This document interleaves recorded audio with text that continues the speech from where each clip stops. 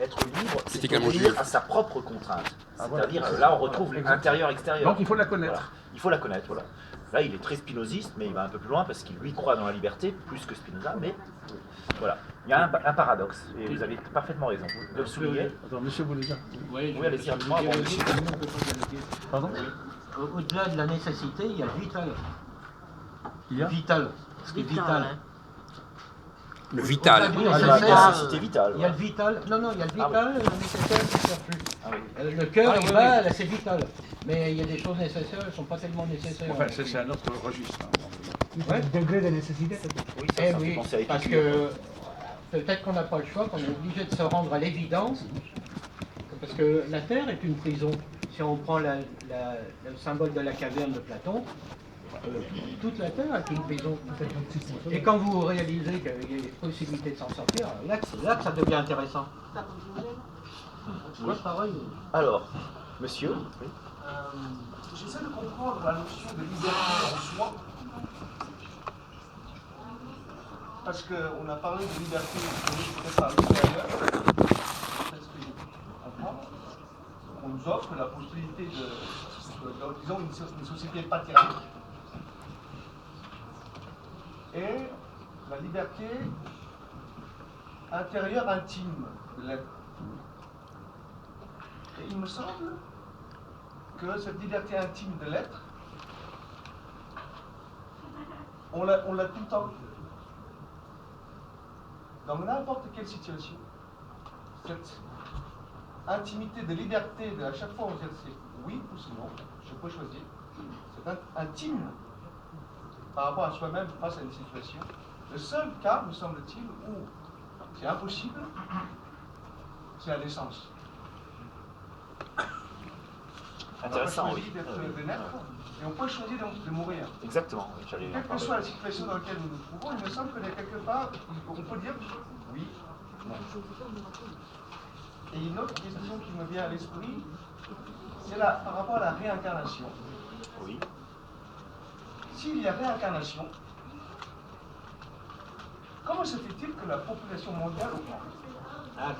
J'ai une petite réponse, mais allez-y, oui, c'est vrai. C'est un peu une des critiques qu'on fait aux gens qui croient à la réincarnation. Il y a des hommes D'où qui attendent viennent de les comprendre. autres âmes? Ouais. Donc, s'il y a âme, je ne sais pas exactement. Voilà, c'est une question assez... Alors il y a deux réponses à cette question intéressante. Il ne faut pas la prendre à la légère, elle est intéressante. Il y a effectivement l'idée qu'il y a un stock d'âmes défini à l'origine, qui est créé depuis toujours. Donc il y a des âmes latentes qui ne se réincarnent pas forcément tout de suite, qui attendent leur heure, si on peut dire.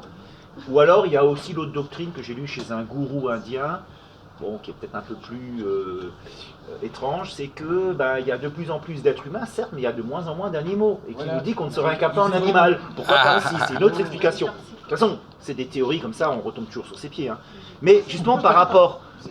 Enfin, moi je trouve qu'elle est intéressante la réincarnation, hein. Je suis prêt à y croire, je sais pas, hein, mais c'est loin d'être une... C'est pas une théorie qui... C'est une théorie très intelligente, très subtile, hein, franchement. Jean-Luc, je peux Mais dire un mot je rajouterai juste un point, c'est que par rapport à la naissance, oui, vous avez raison, la mort on peut toujours, même dans des cas extrêmes, c'est parfois compliqué, parce qu'on vous empêche de se suicider, mais on peut toujours convoquer la mort, c'est ce que dit très bien Malraux.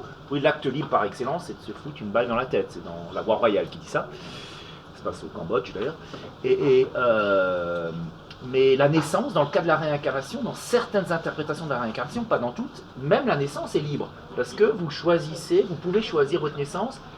C'est pas un choix illimité, mais vous n'êtes pas forcément obligé de vous réincarner à ce moment précis. Vous pouvez dire, ah non, ça me dit rien, j'y vais pas. C'est un scénario possible. On n'a pas le choix.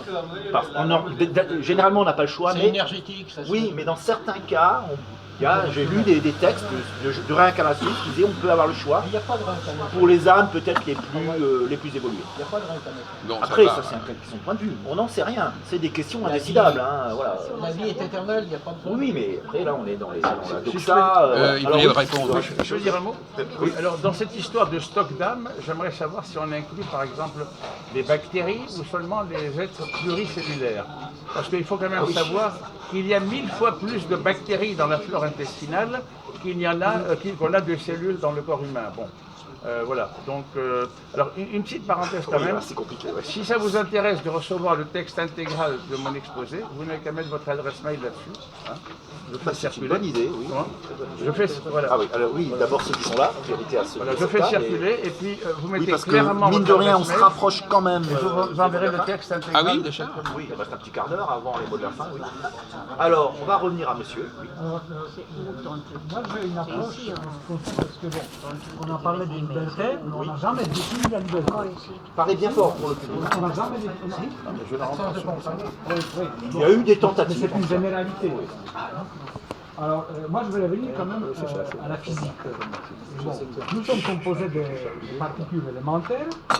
Pour faire circuler rapidement. Écoutez, Des particules élémentaires, c'est la mécanique quantique qui est en vigueur. Et en mécanique quantique en vigueur, il y a la conservation de l'information.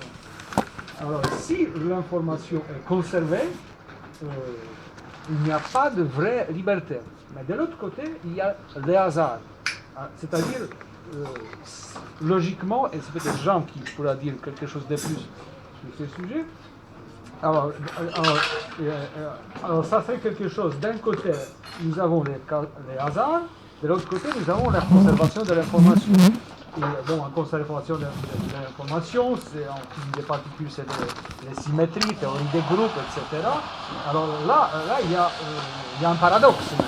Mais quand on regarde l'évolution de l'univers, nous voyons que nous avons un ordre. Il y avait toujours un ordre, etc. Et ça signifie qu'il y a une énorme contrainte sur l'ordre. C'est-à-dire, en réalité, peut-être la liberté n'est purement théorique. Et voilà. Bon, je ne sais pas ce que Jean pourrait dire sur ces sujets. Oui, brièvement, hein, parce qu'on Je n'ai pas d'opinion. Ça, c'est un débat, c'est un autre débat. Hein. C'est un débat plus scientifique que philosophique. Hein. Oui, qu'on réserve peut-être au café science, justement, qu'anime Jean. Vous êtes tous les bienvenus.